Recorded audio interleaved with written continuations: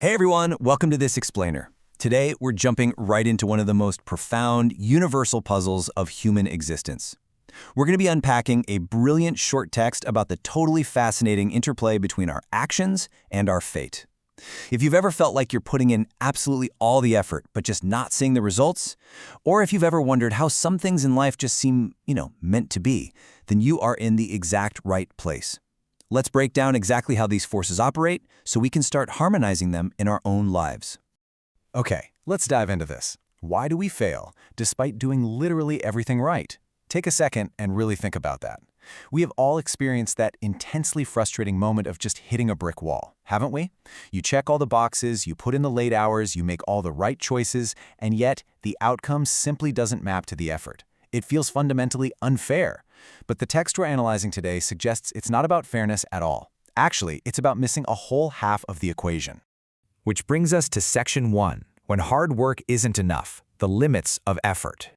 So, the source text fundamentally defines our lived experience as being governed by what it calls the two cycles, the karmic cycle and the destiny cycle. Now, the absolute key here, the most vital part of this definition, is that last phrase. These are two forces that always move together. They're distinct, sure, but think of them as inseparable gears. You simply cannot operate one without the other moving right alongside it. Moving on to Section 2, the karma and destiny cycles, a deep dive. Now, what's really interesting about this slide is how it visually contrasts these two massive forces. On one side, the text explicitly states that destiny always dominates. It's the overarching current of a river, right? And it acts as the provider of support.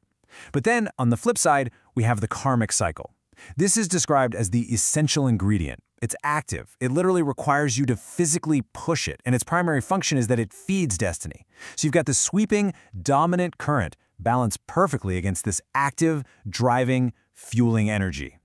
All right, Section 3, how the cycles interact, fuel and dominance. So how does this actually work in practice? Well, your karmic actions, your hard work, your daily decisions, your hustle, they act as the essential fuel. They literally feed into and enrich that dominant destiny cycle. Furthermore, they are interlinked very tightly. You can't separate the fuel from the engine. And finally, the golden rule drawn straight from the text. Both must be respected. You can't just worship destiny and ignore action, and you definitely can't worship action and ignore destiny. But what happens when the engine completely sputters? Let's look at Section 4, navigating through tough times, when destiny pushes back.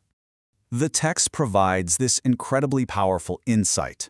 When times are tough, in spite of doing everything, things might not work out. Realize that it is the destiny cycle at work. Let's just pause and let that really sink in for a second. This single sentence completely validates all that frustration you feel when you hit a rough patch. It removes the guilt. If you are doing everything right, like your karma is good, but you're still failing, it's simply the dominant destiny cycle exerting its influence. It's just at work, doing what it needs to do. So, how do we build this into an actionable strategy? The source text doesn't just leave us hanging, feeling helpless against destiny, it gives us a literal roadmap.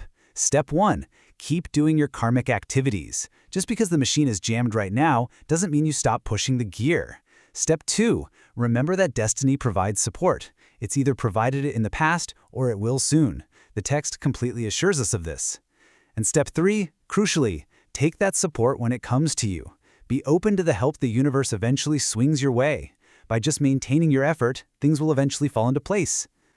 This takes us right to Section 5, the formula for true success, harmonizing the gears.